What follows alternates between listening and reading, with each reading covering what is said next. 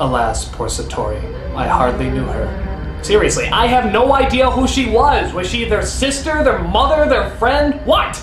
Well, she's just a smear of ash on the sidewalk now, as the two brothers try to continue on protecting the medallion without her. Jimmy, Satori's gone. Get over it! Satori's gone and there's nothing we can do to bring her back. But she should have told us about the dragon a long time ago. She dumped the whole thing on us as usual. Boy, I hope he didn't write her a eulogy.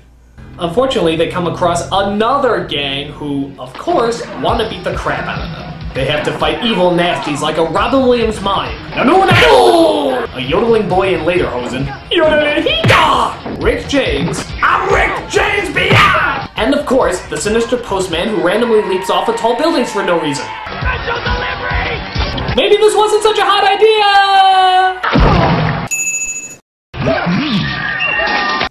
Did the music just belch? God, even the musical score can't keep its lunch down watching this. Is it me, or are all these gangs starting to look like Halloween costume rejects? I keep expecting to see Mickey Mouse at any moment. Haha! Go for the jugular! Next, they get on a speedboat and race across the river. Yeah, remember that from the game? How about the Hollywood tour boat that blocks their way? Remember that from the game? And to your right, you'll see a shitty movie being made. So their boat blows up, of course not leaving a scratch on them, and they try to figure out whether or not they should go to the Power Core gang to ask for help. We need help. I'm not gonna ask Marion for help. Fine, then I'll ask her. Good, then ask her. I'm gonna. Ask her. I'm gonna. Oh, will you just propose to him already? Meanwhile, the two Mexican bellhops, after filming a Double Mint gum commercial, reveal that they lost the location of the Lee brothers, but Ice takes it well. I just want total domination of one major American city! Alright. Of course! I'll never get sick of that joke.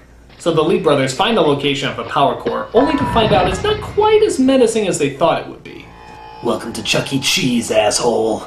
Kids! It turns out that Power Core is just kids. But on the bright side, they did manage to capture the villain's assistant, Abobo, subjecting him to the horrible torture of feeding him spinach? My special spinach diet. This is like waterboarding by Popeye. Yeah, we're gonna have to give up some of our personal freedoms. But the Ice 1000 breaks into Willy Wonka's torture asylum and tries to get back his half of the medallion. This should be suspenseful, but I can't tell which gang members are supposed to be which. These morons are just one Indian short of the village people. There's one scene where Power Core's leader is confronted by Dominatrix Barbie. Now there's the boss. Oh boy, this is gonna be hot. Damn it, man! You ruined my hot girl-on-girl action! I guess we do get a scene where she ties her to a pole with her own whip, though. You're lucky. Generally, I put people in the hospital. Yes, now cover her in whipped cream and maple syrup. Then dress her up in a sailor's uniform, place her in some clown makeup, make her prance around singing On the Good Ship Lollipop, and then... Wow, I have issues. But the Ice 1000 comes in and possesses Bill's brother, Jimmy. He raises his hands, which somehow silences the chaotic mob, and challenges Billy to either hand over the medallion or watch his brother die. So Billy backs him off into a corner where he threatens to... Wait a minute! The Double Dragon arcade game is right behind him? That makes no sense! How can you make a Double Dragon arcade game movie based on the Double Dragon arcade game if the arcade game is in the background?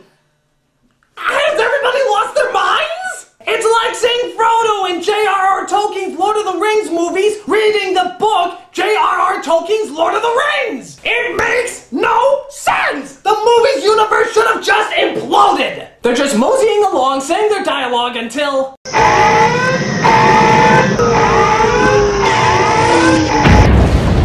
So it turns out they destroy the game, no doubt an obvious metaphor, and manage to get the villain out of Jimmy's body.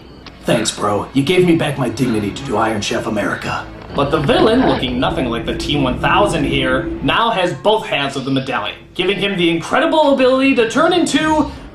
these two guys. That's a pretty lame medallion. But of course, the heroes get the medallion back by doing a ballerina spin and put it together to become powerful themselves.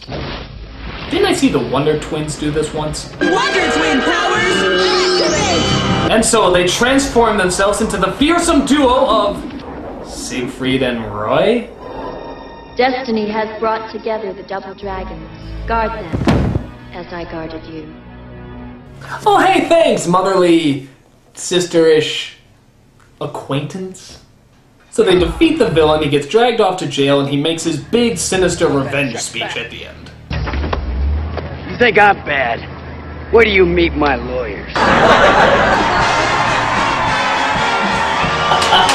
Robert Patrick, everybody. Robert Patrick. Boy, I tell you, that kid is going places. Bottom line, this movie is horrible. It's about as entertaining as colon cancer. No one in their right mind should, would, or could like this movie.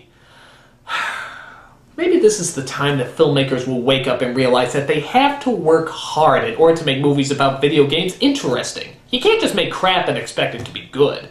In fact, I think now is the time that filmmakers may stop worrying about money and simply concentrate on making decent, entertaining films about video games. May God strike me down if I'm wrong. Is it me or have I been dying a lot recently?